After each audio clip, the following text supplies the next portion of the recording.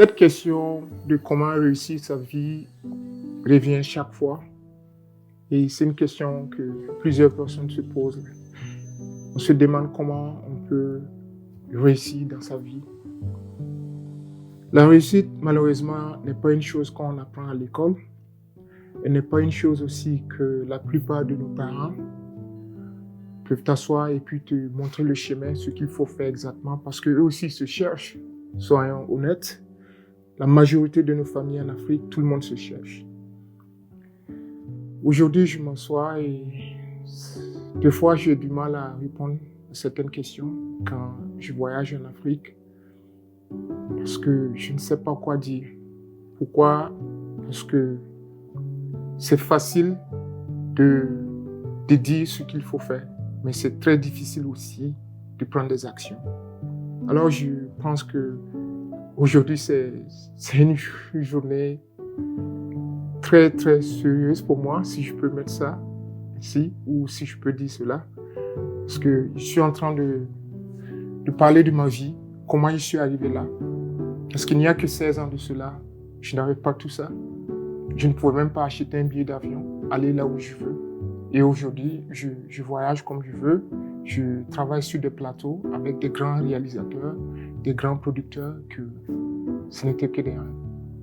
Mais je tiens à partager ce moment pour que les uns et les autres sachent que tout est possible dans cette vie.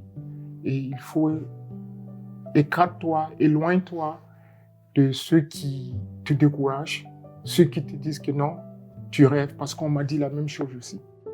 Et j'ai des amis qui peuvent témoigner cela. Quand je parlais de ce que je voulais faire dans la vie, pour plusieurs personnes, c'était un rêve.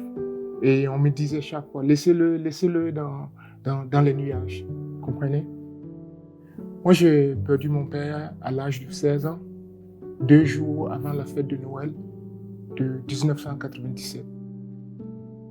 Il y avait trop de promesses venant de lui.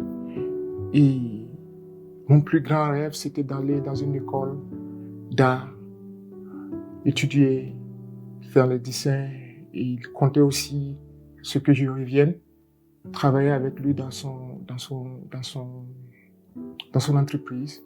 Et pourquoi pas être un architecte, quand bien même que ma vision elle était un peu différente. Malheureusement, c'est comme je le dis, les choses ne se sont pas passées comme prévu. Après son décès, j'ai passé trop de temps à pleurnicher. Ma cour n'est pas loin de l'école du Bangré. Et plusieurs nuits, je me retrouvais sur le mur et je passais mon temps à regarder les étoiles. Je pleurais. Ce qui est difficile aussi, c'est le fait que j'avais pris cette colère, la haine que j'avais envers plusieurs personnes et je les accusais parce que je croyais qu'après le décès du père, c'était à eux aussi de me mettre sur le chemin de la réussite. Par contre, eux aussi se cherchaient. Eux aussi, ils cherchent à atteindre un niveau. Comment changer leur vie? Pourquoi quelqu'un d'autre va laisser ses propres désirs pour venir et trouver toi tes propres désirs, même si tu es un enfant? C'est difficile. Alors, j'ai passé le temps à ne pas comprendre quelque chose. Et cette chose que je tiens à partager avec vous, que tout le monde est unique. Premièrement, je voulais aller dans une école, l'école de Beaux-Arts qui est en Côte d'Ivoire, et je ne pouvais pas le faire parce qu'il n'y avait pas de moyens et j'étais très jeune. À part cela aussi, je voulais aller dans une école d'architecture qui était au Bénin. Je n'ai pas pu le faire. Je me suis contacté à rester au Burkina, à Ouaga, passer le temps, comme je le dis, à pleurnicher. Et en fin de compte, j'ai étudié la comptabilité. Et je suis allé comme première promotion à l'université de Koudougou. C'est à ma deuxième année que les choses ont commencé à me toucher de façon très très profonde. Une fois, je suis tombé très très malade et dans la même semaine, je cherchais des sous même pour me soigner et je n'avais personne qui pouvait venir à mon secours. Pendant cette même semaine, ma situation s'est aggravée, je suis resté au campus je faisais que vomir, j'étais constipé. C'était très très difficile. Je me suis posé la question, qu'est-ce que je voulais dans cette vie? Qu'est-ce que je voulais faire à partir d'aujourd'hui? Si je guérissais, si Dieu me faisait sortir de cette situation, qu'est-ce que je veux faire? Est-ce que je veux enseigner à l'université de Koudou? Continuer à mentir comme si c'est quelque chose que j'aime, ou est-ce que je veux trouver une solution à ma propre cause? Alors, j'ai décidé d'oublier tout le monde autour de moi. Et quand je dis tout le monde, ça veut dire compter sur les uns et les autres pour qu'ils m'aident. J'ai carrément fermé les portes et je me rappelle que ma petite sœur fréquentait vers la frontière du Mali, Transila si je ne me trompe pas. J'ai pris un ticket, je suis allé jusqu'à Transila, je l'ai vue, je suis revenu.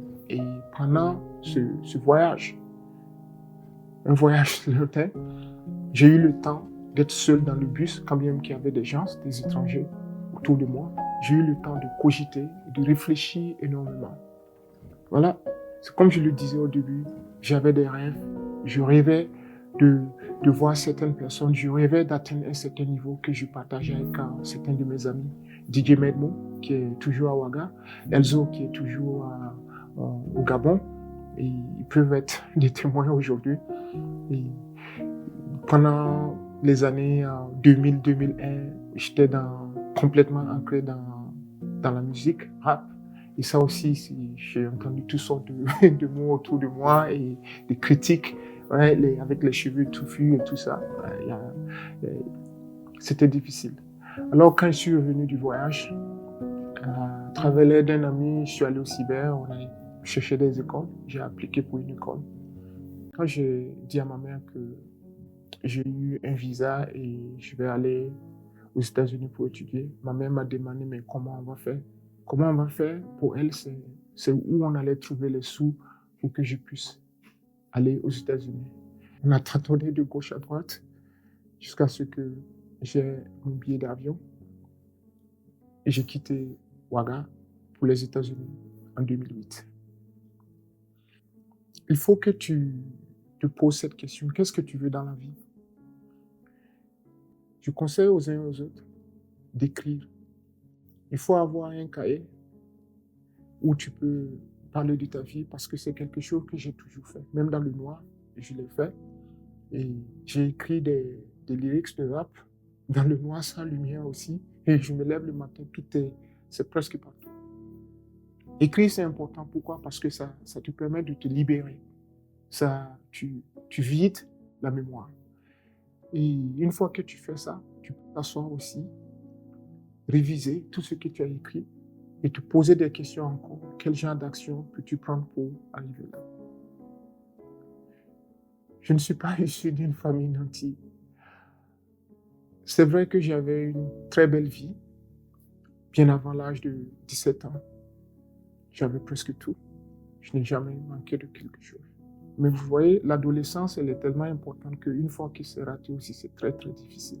Et pour moi, franchement, si tu décides, une fois que tu trouves ce que tu aimes dans la vie, ce que tu veux faire de ta vie, et tu as l'audacité, c'est cette chose que je vais en parler, l'audacité de ne pas lâcher. Quoi qu'il en soit le temps, quoi qu'il en soit les péripéties, quoi qu'il en soit les failures, comme on le dit en anglais, les défaites, tu vas pouvoir remonter et arriver là où tu veux. Elle est très, très importante. Quand je dis encore, il faut avoir l'audacité. Être audacieux, c'est vouloir quelque chose, même si elle n'est pas tangible, tu sais que tu peux l'atteindre et tu fais.